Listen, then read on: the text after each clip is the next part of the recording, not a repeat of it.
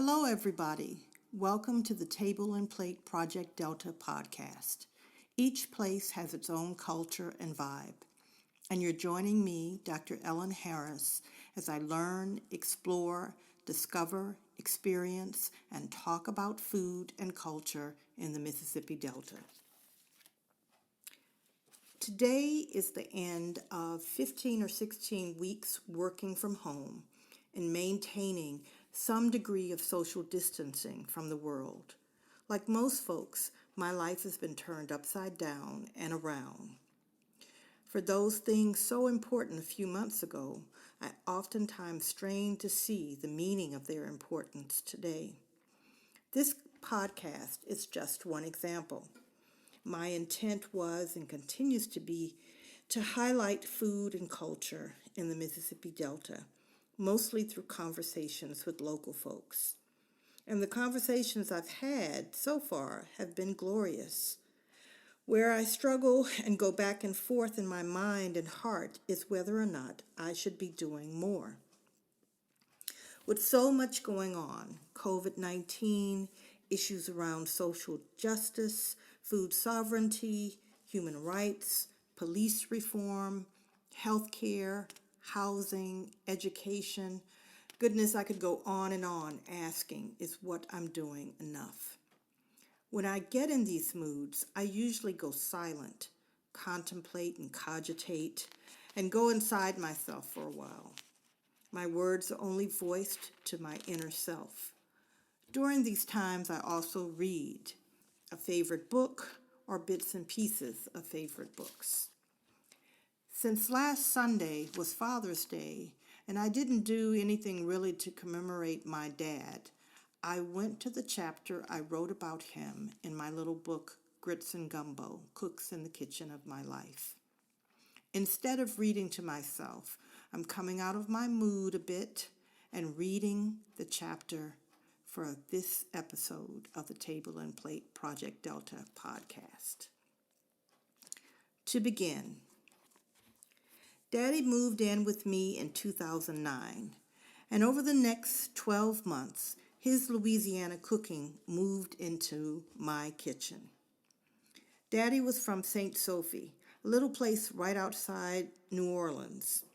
His style of cooking was all about seasoning for flavor, taste, and taking your time. Within my circle of friends, I'm known as a pretty good cook. But through my daddy's palate, my meals were not his type of food. According to him, it just don't have any taste. You cook rich folks' food. I cook poor folks' food. I was absolutely flabbergasted, mad in fact, and totally put out. For months I tried to alter my cooking style, but it didn't work. Finally, Daddy started cooking on his own. After a few naps at the stove, however, while supposedly watching the food, he had a tendency to doze off at the slightest moment. I had had enough of burnt pots and burned food, so we came to a compromise. No cooking without me nearby. As a result, I began to cook Louisiana style. Now let's talk about breakfast. Daddy cooked his own breakfast. In fact, the day did not start without breakfast, and it didn't matter if he woke up at 6:30 a.m., 11:30 a.m., or 12:30 p.m. Minus the couple of times he was in the hospital, my father's breakfast was always the same.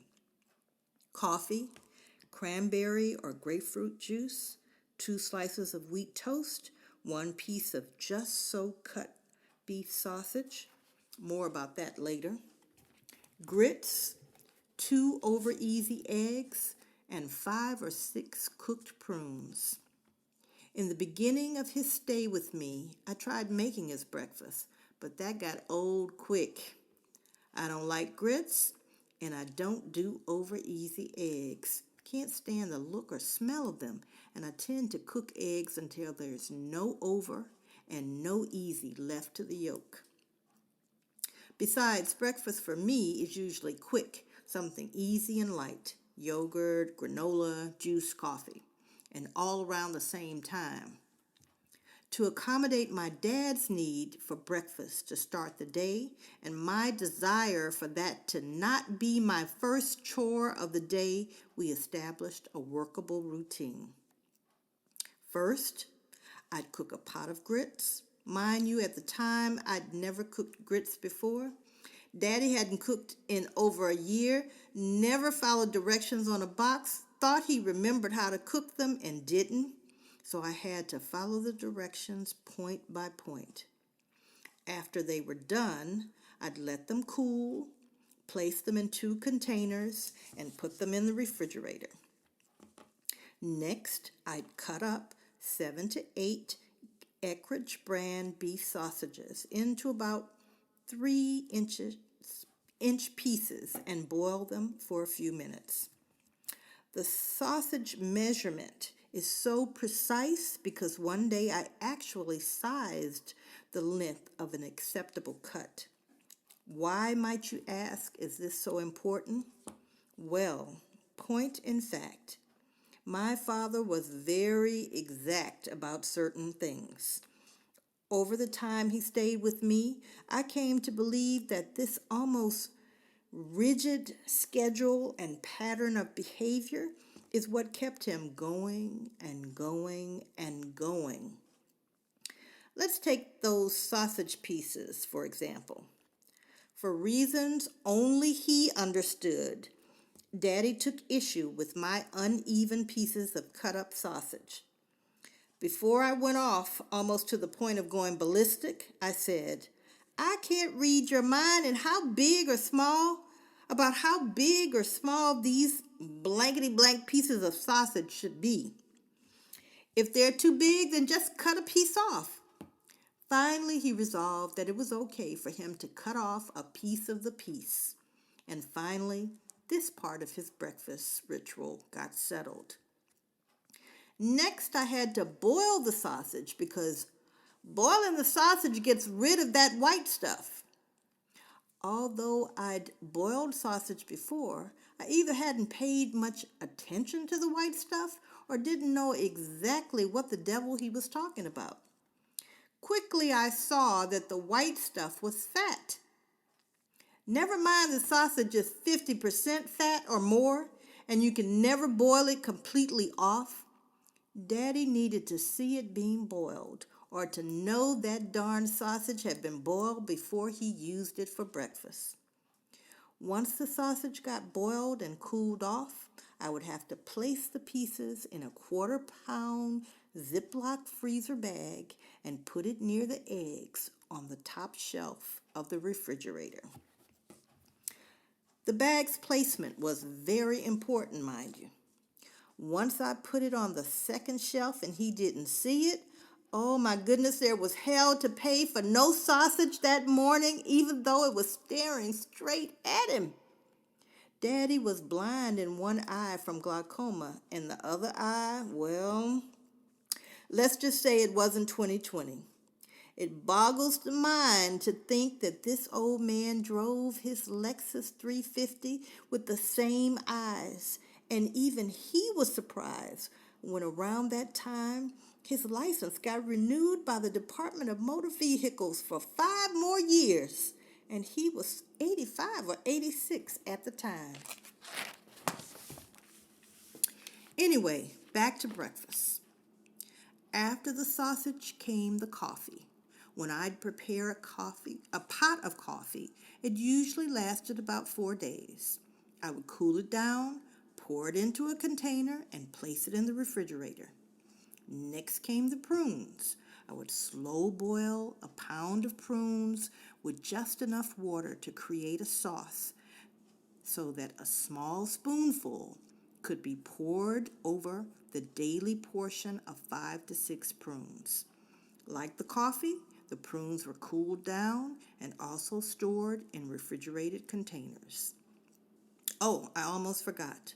With a tablespoon, I would scoop 5 or 6 prunes into a small white bowl. I'd use that same spoon to place about 3 to 4 heaping spoonfuls of grits into another small white bowl. Then I'd wrap both bowls with plastic wrap and position them on the bottom shelf of the refrigerator. My last action was to place a plate on the kitchen island, a fork and knife were laid on top, and a coffee cup was off to the side with a spoon inside. A juice glass, coffee creamer, and Splenda were positioned nearby. Finally, the breakfast prep and ritual, not only to help Daddy, but just as much to help keep my house from catching fire, should he take to napping at the stove again, were complete every evening. Now, just as clear as yesterday, I can remember his morning ritual.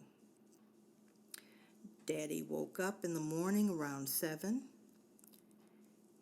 He lifts himself out of bed, makes his bed, dresses, and puts on his prosthetic right leg. He opens the doors to his room, French doors placed in the archway that used to separate the dining room from the living room before the dining room became his bedroom and the dining room got combined with the living room. He wheels himself through the living room, the foyer, down the short hallway, and into the bathroom to wash up. About 8:30, he leaves the bathroom and enters the kitchen for his morning breakfast routine. The refrigerator door opens, and from its contents, butter from the top shelf is placed on the island. Juice and strawberry jam are brought out from the second shelf. Inside the refrigerator, 2 eggs, the bag of sausage, the container of coffee, the grits and prunes are brought out. On the stove is waiting a small cast iron skillet on the left front burner and a small stainless steel pot on the right front burner. Daddy pours a cup of coffee into the pot and turns the burner on. He pours his juice and wheels backward to place his glass at the head of the kitchen table. On his way back to the stove, he gets 2 pieces of bread to place in the toaster. He puts his grits in the microwave for 60 seconds while he prepares 2 over-easy eggs. The eggs get dusted with a little black pepper and removed from the skillet onto the plate. His sausage gets cut lengthwise and placed in the hot skillet to warm up while he's putting butter and jam on his toast. He gets the grits out of the microwave. Everything on the plate, he carries it, wheeling himself to the table at the same time. He goes back to the stove one last time to retrieve his coffee and add the creamer and Splenda. The coffee spoon is placed in the pot on the stove. Daddy takes his coffee to the table and the breakfast meal begins. Once he's eaten the toast, eggs, grits, and sausage and drunk the coffee, he returns to the microwave to nuke his prunes for exactly 30 seconds. He gets the spoon out of the pot on the stove and wheels back to the table to finish off the prunes. His routine ends with drinking his juice and taking his medication. Like I said, besides a couple of hospital stays, Daddy did this every day. Simple food, same food, tasty food to his specifications every day. Now, another story I have about my father is related to cooking greens. I learned how to cook greens, mostly collards and mustards, from my dad. Now, mind you, my greens were good. They weren't cooked to death and had a little body to them. I used smoked turkey parts to season them instead of pork. Plenty of pot liquor always could be found. but they were not Daddy's greens. To make Daddy's greens, first you have to cut them off the stems. He folded one leaf at a time with the stem spine sticking up. Using a small knife, he would slowly cut down the length of the spine, leaving the leaf parts to fall in the sink.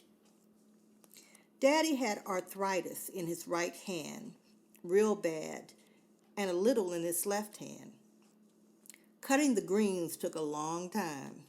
However, he had a rhythm that involved cutting a little and resting his hands a little. After cutting off all the stems, he began the cleaning process. Mama used to clean her greens with baking powder, or baking soda rather. Daddy just used plain old water. He loved my double sink because you can soak the greens in one, draw water in the other, and move them over there for the next washing. Depending on how dirty the greens were, Daddy might wash them 3 or 4 times. Then those clean greens were put in a big pot. Put plenty of water in there, not too much though. You want them to get a chance to start cooking. And anyway, you're gonna have to add water along the way. These greens are gonna have to cook for about 5 hours. Oh, and before you put the top on, add those onions. The first time I heard these instructions, my eyes, my body, and my mouth said, "What?" For Daddy, cooking greens was an all-day affair. So there went my plans to go out during the day. Maybe midway through the cooking, Daddy pulled himself up from his wheelchair, took a big spoon and stirred the greens a bit. Then he took 2 big knives and cut generously through the greens. These weren't the neat cuts you might make by gathering raw greens in a bunch. These were natural, uneven cuts made by an 89-year-old man with arthritic hands who was still one hell of a cook. Once the greens were cut, he'd add salt, pepper, and a little cooking oil. And that's all the seasoning he added. I smiled to think that I used to place my greens in boiling water, cider vinegar, and hot sauce or hot pepper, add garlic, onion, and Italian seasoning to give them flavor. And all this old man did was add salt, pepper, and a little oil. Oh, and some onion. Simple cooking for simple food that tasted absolutely delicious. Yes, those greens were wonderful. By the time they were done, very little water remained in the pot. The greens were soft and delightfully flavorful when you tasted or taste tested or continued to taste test a forkful 3 or 4 times by the end of those 5 hours, mind you. This dark green vegetable didn't conform to Nutrition 101 or nouveau cooks who say chop your greens up and saute them for 15 minutes in a skillet with onion and garlic. No, these are down-home, slowly cooked, seasoned to taste greens that melt in your mouth. I'm glad I finally learned how to cook them. Thanks, Daddy.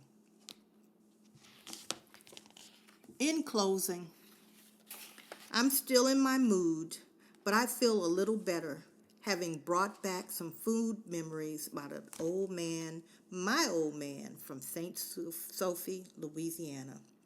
I'll cogitate and contemplate a little while longer, but keep going with this podcast. I love having those conversations about food and culture with folks in the Mississippi Delta. Stay tuned.